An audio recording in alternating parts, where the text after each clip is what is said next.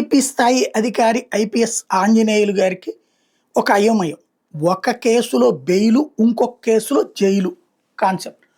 రఘురామకృష్ణరాజు పెట్టినటువంటి కేసు ఏదైతే తనను హింసించినటువంటి సందర్భంలో ఆంజనేయులే దాని వెనక ఉన్నారంటూ పెట్టినటువంటి కేసులో ముందస్తు బెయిల్ కోరితే కింద కోర్టు తిరస్కరించింది.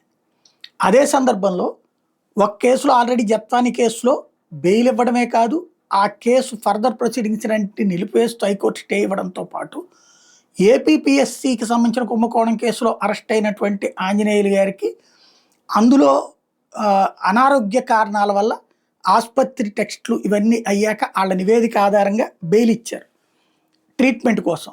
ఆ ట్రీట్మెంట్ ఇప్పుడు కంటిన్యూ అవుతోంది. ఆయనకి గుండె ఆపరేషన్ చేశారు, బైపాస్ సర్జరీ చేశారు, ఓపెన్ బైపాస్ సర్జరీ చేశారు. దాంతో ఆయనకి మరొక 2 నెలల పాటు ఇదే బెయిల్ మంజూరు చేస్తూ నిర్ణయం తీసుకుంది హైకోర్టు. ఇక్కడ కింద కోర్టులో ఈ వ్యవహారం అయితే మళ్ళీ ముందస్తు బెయిల్ని కొట్టేసింది. ఇది ఆయన కేసులో అప్డేట్.